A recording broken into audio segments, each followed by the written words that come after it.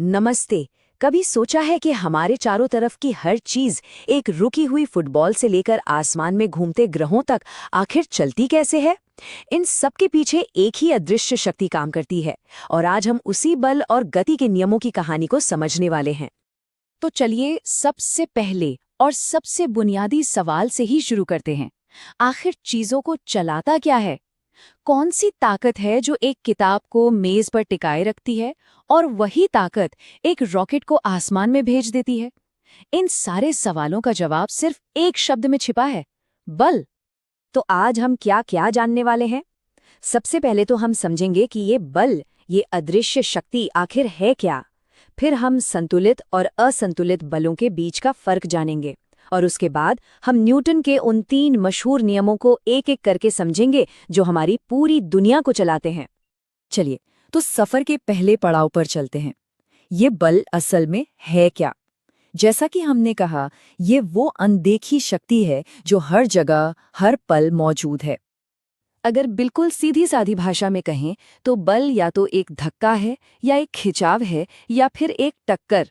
मतलब ये वो असर है जो किसी भी चीज की हालत को बदल सकता है, चाहे वो चीज रुकी हुई हो या चल रही हो। इतना ही नहीं, ये किसी चीज का आकार भी बदल सकता है, जैसे किसी स्प्रिंग को दबाना या रबर बैंड को खींचना। अब देखिए, मजेदार बात यह है कि हम बल को सीधे सीधे न तो देख सकते हैं, न ही महसूस कर सकते हैं। हम सिर्फ उसका असर देखते हैं, जैसे हवा में उड़ती हुई एक गेंद, ब्रेक लगने पर रुकती हुई एक गाड़ी, या फिर पेड़ से गिरता हुआ एक पत्ता। लेकिन क्या हर बल गति पैदा करता है? नहीं।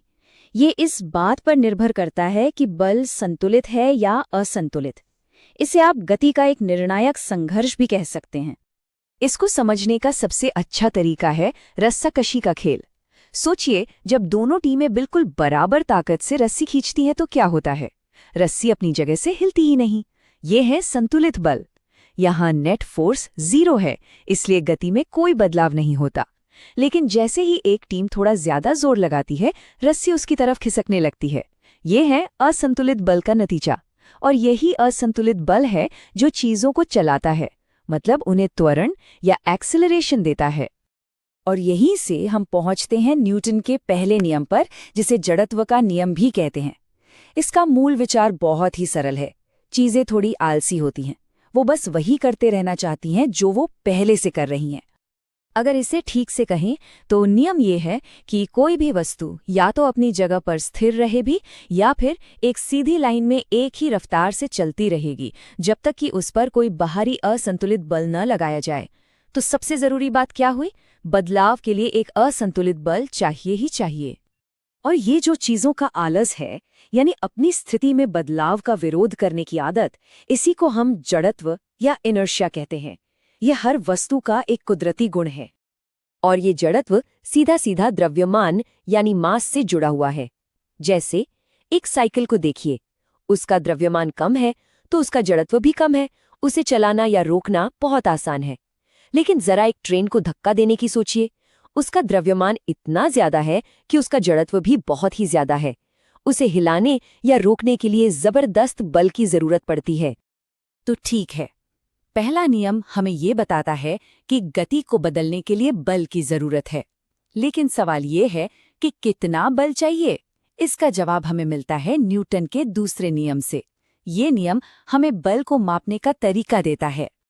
दूसरे नियम को अच्छे से समझने के लिए पहले एक और चीज समझनी होगी, संवेग यानी मोमेंटम। संवेग किसी चीज के द्रव्यमान और उसके वेग का गुणनफल होता है। आसान भाषा में कहें तो ये किसी चीज में गति की कुल मात्रा को दिखाता है। न्यूटन का दूसरा नियम इसी संवेग से जुड़ा है। ये नियम कहता है कि किसी वस्तु के संवेग में बदलाव की दर उस पर लगाए गए असंतुलित बल के सीधे अनुपात में होती है। मतलब जितना ज्यादा जोर से धक्का देंगे, वस्तु की गति उतनी ही तेजी से बदलेगी।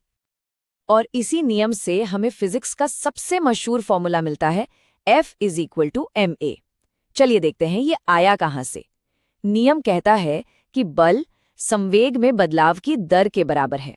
संवेग में बदलाव मतलब final momentum minus initial momentum, यानी mv माइनस mu। और दर का मतलब है इसे समय से भाग देना। अब अगर हम इसमें से मास यानी m को कॉमन ले लें तो हमें मिलता है m गुणा v माइनस u बटे t। और हम जानते हैं कि वेग में बदलाव की दर को ही तो त्वरण या एक्सेलरेशन कहते हैं। बस यही से वो फॉर्मूला आ गया, बल बराबर द्रव्यमान गुणा त्वरण। इसी फॉर्मूले की वजह से बल को मापने की जो ऐसा यूनिट है उसका नाम न्यूटन रखा गया है। 1 न्यूटन कितना बल होता है? ये उतना बल है जो 1 किलो की किसी चीज को 1 मीटर प्रति सेकंड स्क्वायर का त्वरण दे सके। इस दूसरे नियम का एक बेहतरीन उदाहरण हमें रोज की जिंदगी में खासकर क्रिकेट में देखने को मिलता है। जब कोई खिलाड़ी तेजी से आ रही गेंद को पकड़ने के लिए अपने हाथ पीछे खींचता है तो वो क्या कर रहा होता है? वो असल में गेंद के संवेग को 0 करने में लगने वाले समय को बढ़ा रहा होता है। और क्योंकि समय बढ़ जाता है तो हाथ पर लगने वाले बल का असर काफी कम हो जाता है, जैसा कि यहाँ लो इम्पैक्ट वाली तस्वीर में दिखाया गया है। इसी वजह से चोट लगने का खतरा कम हो जाता है। तो चलिए अब इस पहेली के आखिरी टुकड़े पर चलते हैं, न्यूटन का तीसरा नियम। ये शायद सबसे मशहूर नियम है। हर क्रिया की एक बराबर और उल्टी प्रतिक्रिया होती है। वैसे पूरा नियम थोड़ा और गहरा है। ये कहता है प्रत्येक क्रिया के लिए एक समान और विपरीत प्रतिक्रिया होती है और वे 2 अलग-अलग पिंडों पर कार्य करती हैं। इसमें जो आखिरी हिस्सा है ना कि ये 2 अलग-अलग पिंडों पर काम करती हैं, ये समझना बहुत ही जरूरी है। तो इसकी सबसे जरूरी बातें क्या हैं? पहली, बल हमेशा जोड़े में होते हैं। दूसरी, ये दोनों बल ताकत में बराबर होते हैं लेकिन इनकी दिशा एक दूसरे से उल्टी होती है। और सबसे जरूरी बात, ये दोनों बल अलग अलग चीजों पर लगते हैं और यही वो वजह है कि ये एक दूसरे को कैंसिल नहीं करते। हमारा चलना इसका सबसे बढ़िया उदाहरण है। जब हम चलते हैं तो हमारा पैर जमीन को पीछे की ओर धकेलता है, ये हुई क्रिया, और इसके जवाब में जमीन हमारे पैर को आगे की ओर धकेलती है, ये हुई प्रतिक्रिया। कमाल है ना? जमीन हमें आगे बढ़ाती है। तो चलिए अब इन सारी बातों को एक साथ जोड़कर देखते हैं। ये तीनों नियम कोई अलग अलग विचार नहीं है, बल्कि ये सब मिलकर हमें गति की एक पूरी कहानी सुनाते हैं। तो संक्षेप में कहानी ये है। पहला नियम हमें बताता है कि किसी चीज की हालत बदलने के लिए एक असंतुलित बल की जरूरत होती है। दूसरा नियम उस बल को मापता है, F = ma। और तीसरा नियम हमें याद दिलाता है कि कोई भी बल अकेला नहीं होता, बल हमेशा बराबर और विपरीत जोड़ों में ही आते हैं।